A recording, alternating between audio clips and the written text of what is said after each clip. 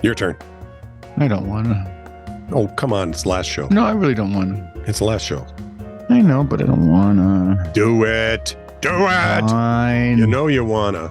No, I don't want to. You want to. No, I'm getting tired. Yes. If you would like to subscribe and follow This Is Truly News, we'd love you for that. Well, we would. Well, I'd like them a lot. I'm not sure I'd love them. Okay. Well, love has to grow. Of course, if I finally get that home in Foley. And if they send us a story, that would be a help, because then I don't have to work so hard for all 6 days of the week. Yeah, so send it to TITR@netradio.network. That would be okay, I suppose. Move us closer to love. And I don't really care if they count the desk to find those. So. And I don't pay any attention. I figure there is something nasty they met you. Which is pretty true. So no, I'm not doing it. All right. Fine. This is True, Really News with Scott Combs and Tony Vercanis. All the news you're about to hear is true. Really? As far as you know. 2 brief tales of medical quackery. Are you listening, McDuck? Danielle Cargam, 71, died at Cleve House in Seend, Wiltshire on 20 October 2016. I now know why newspapers are always so thick in Britain. Why? Just the address takes 2 pages. Hong Chi Xiao, 60, of Cloudbreak in California. See? And this happened in 2016, but this guy's now been charged with manslaughter by gross negligence after being extradited back to the UK. He's due to appear at Salisbury Magistrates Court in a few days. Ms. Cargam from Lewes in East Sussex attended the slapping therapy workshop at the Country Hotel to help her diabetes. The workshop is understood to involve Paida Lagin therapy, which sees patients being slapped or slapping themselves repeatedly. Story number 2, John R. Brinkley, who lived from 1885 to 1942. So not the news guy I remember. No. That's David. Yeah, correct. John was his second cousin, twice removed. Leveraged men's sexual insecurities to make a small fortune selling a highly unusual treatment.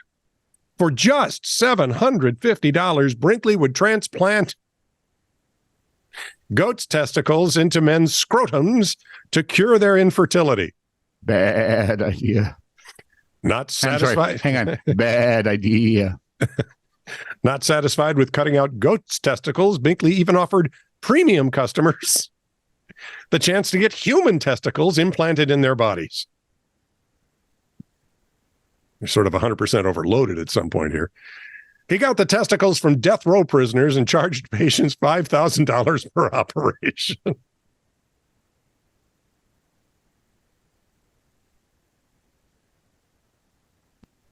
I'd call it snake oil, but no. No, yeah, I don't know. Right?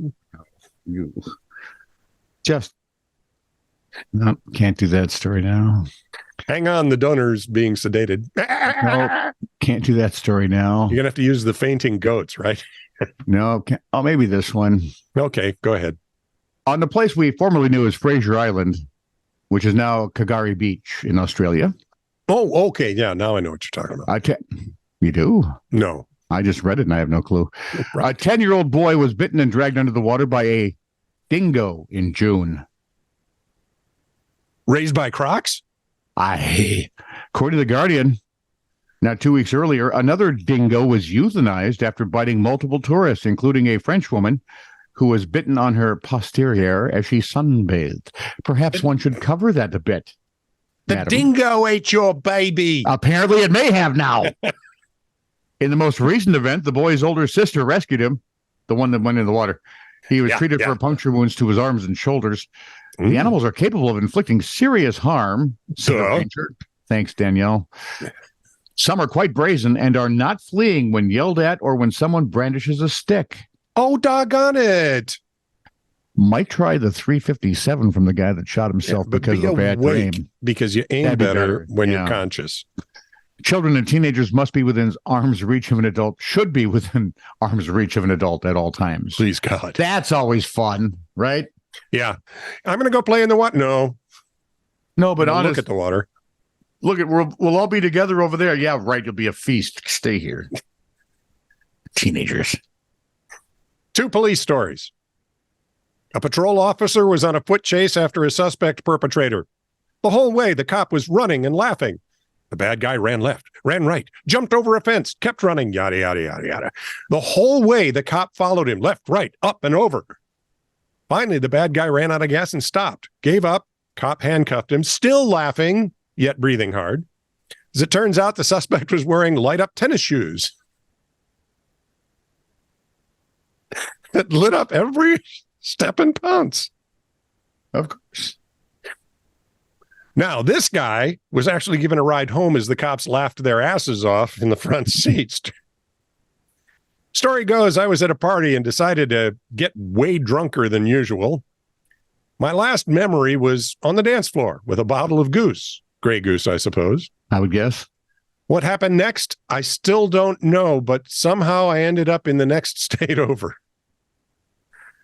Completely passed out in the local park with a bunch of fish in a bag. No idea. Was there a fair somewhere? No idea. Throwing rings? My phone was dead. And winning fish? My phone was dead and I had no money. One shoe was painted red, the other blue. Methinks some hijinks were afoot. See what I did there? Oh. Some cops stopped by to ask what I was doing. I said, I have no idea. Turns out I was in Maine. And I said, how did I get here? They laughed and asked where I lived and were nice enough to drive me an hour home.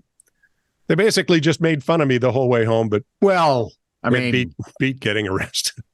I mean, really, that's a small price to pay, dude. I'm just saying. With a bag of fish. Okay, you want the color story or the mistake spelling story? Are you awake? Are you sleeping? Deep in thought? I'm on the horns of a dilemma. It's a horny dilemma. Spelling mistake, I guess. I want to so beat him with a seal. The town of Stewart, Iowa, needed a new water tower to handle its growing population. Oh, Lord. According to KCRG TV, residents cringed a bit when they saw the name painted on one side of the water tower. Yes, rather than saying Stewart, the tower was painted with Start. Start? What? Start. Look at that, Start Iowa. What the hell is Start Iowa? What? It's already there. I think Iowa has been started. It's been begun before. Yeah, absolutely. Is this Mayor a restart? Dick Cook called the social media attention about the misspelling hilarious. The tower has since been repainted, which I think was a mistake. I would leave that. Pretty sure you could have had a great summer of tourism, sir. A great summer of tourism. If you paint it, they will come. No, if you don't paint it, they will come. Oh, well, that's what I meant, is okay, you're right. Are we done now? I think so. Because you're starting to make sense to me. This is true, really news. Send email to TITR@netradio.network.